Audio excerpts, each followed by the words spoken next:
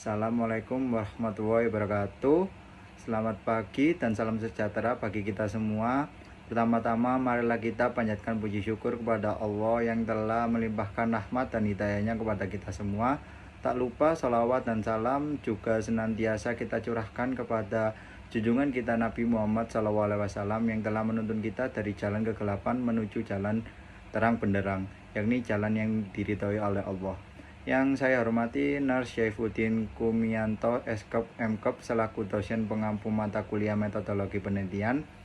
Baik, perkenalkan nama saya Wildan Nathaniel Fala yang akan memaparkan materi tentang proposal LTA yang berjudul Keperawatan Pasien Vulnus Laceratum dengan nyeri akut yang mendapatkan terapi distraksi di RSUD Dr. Sudarsono, Kota Pasuruan. Yang pertama yaitu bab 1 pendahuluan yang berisi tentang yang pertama latar belakang, rumusan masalah, tujuan penelitian, serta manfaat penelitian. Yang kedua yaitu bab 2 tinjauan teori tentang konsep penyakit vulnus laceratum, konsep nyeri akut, dan konsep terapi distraksi.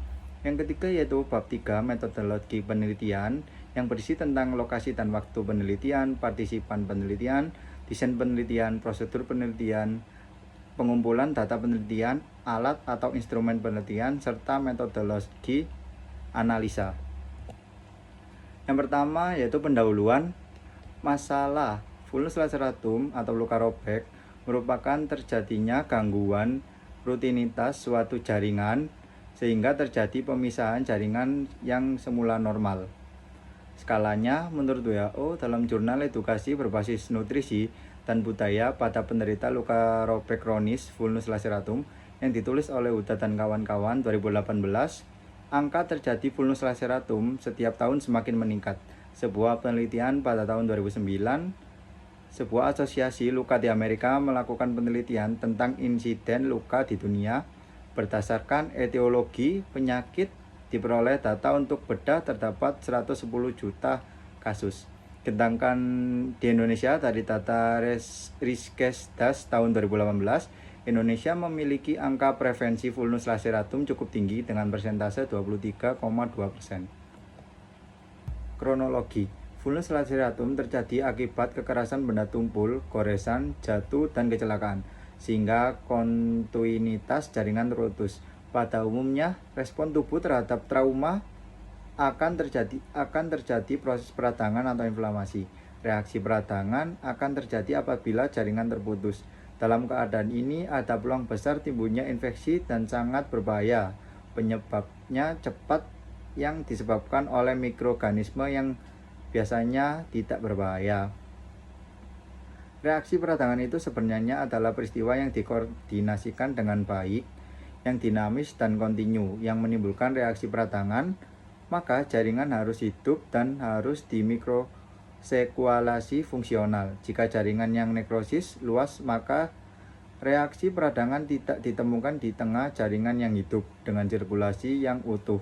Terjadi pada tepinya antara jaringan mati dan hidup. Nyeri timbul karena kulit mengalami luka infeksi sehingga terjadi kerusakan jaringan. Sel-sel yang rusak akan membentuk zat kimia sehingga menurunkan ambang stimulus terhadap reseptor mekanosensitif dan hemosensitif. Apabila nyeri di atas, hal ini dapat mengakibatkan gangguan rasa nyaman nyeri yang berlanjut.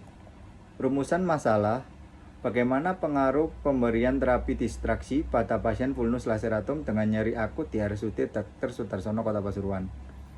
Tujuan umum penelitian: mengidentifikasi pengaruh pemberian terapi distraksi pada pasien vulnus laceratum dengan nyeri akut di RSUD Dr. Sudarsono, Kota Pasuruan. Manfaat penelitian. Manfaat teoritis tentang tindakan keperawatan pada pasien vulnus laceratum dengan nyeri akut dapat digunakan sebagai informasi tanpa evidensi based bagi RSUD Dr. Sudarsono, Kota Pasuruan.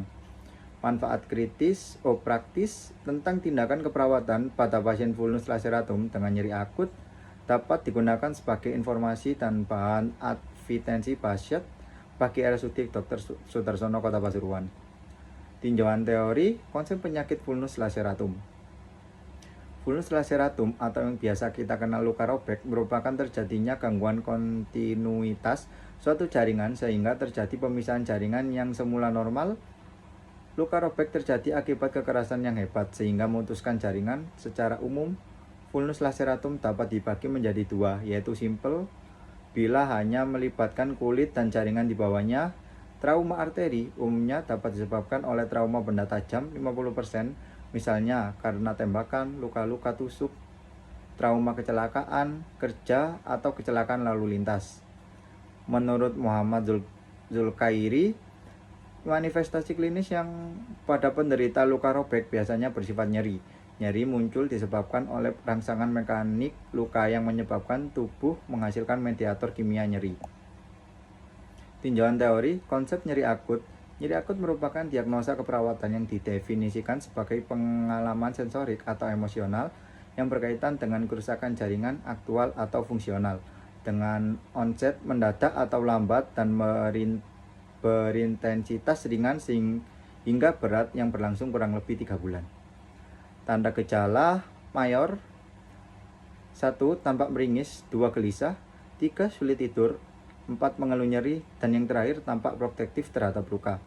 Tanda gejala minornya yaitu 1. Tekanan darah meningkat, pola nafas berubah, nafsu makan berubah, proses berpikir terganggu.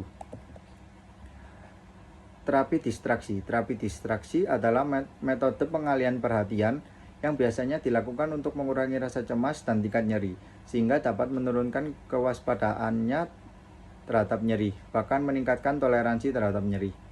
Manfaat terapi distraksi yaitu dapat mengatasi nyeri berdasarkan teori bahwa aktivitas retikuler menghambat stimulus nyeri. Jika seorang menerima input sensori yang berlebihan, dapat menyebabkan terhambatnya impuls nyeri ke otak, sehingga nyeri berkurang atau tidak dirasakan oleh klien. Metodologi penelitian, waktu dan lokasi penelitian. Ruang IGD RSUD Dr. Sudarsono, Kota Pasuruan. Pengambilan data dilakukan pada bulan Desember 2024. Partisipan penelitian yaitu partisipan yang terlibat adalah 1 orang pasien dengan diagnosa medis vulnus laceratum yang mengalami nyeri akut. Desain penelitiannya yaitu menggunakan desain tugas akhir ini menggunakan studi kasus explanatory. Pengumpulan data penelitian menggunakan wawancara, observasi, dan dokumentasi. Metode analisis. Analisis dilakukan dalam beberapa cara, diantaranya yaitu yang pertama mendeskripsikan kondisi pasien secara faktual sesuai fokus studi. Yang kedua yaitu mendeskripsikan implementasi yang dilakukan terhadap subjek studi kasus. Yang ketiga mendeskripsikan masalah-masalah atau respon pasien yang muncul dari subjek studi kasus selama pengolahan kasus. Yang terakhir yaitu mendeskripsikan hasil dari implementasi yang dilakukan terhadap subjek studi kasus. Alat atau instrumen penelitian yang digunakan yaitu berupa EVO dan lembar observasi. Prosedur penelitian seperti ini. Lalu etik penelitian. Yang pertama yaitu nilai sosial, nilai ilmiah, pemerataan beban dan manfaat. Yang keempat resiko. Yang selanjutnya bujukan atau eksploitasi. Yang keenam rahasiaan dan privasi, dan yang terakhir persetujuan setelah penjelasan. Baik, saya selaku penyaji mohon maaf apabila ada yang kurang berkenan. Wabillahi taufiq wal hidayah. Wassalamualaikum warahmatullahi wabarakatuh. Terima kasih.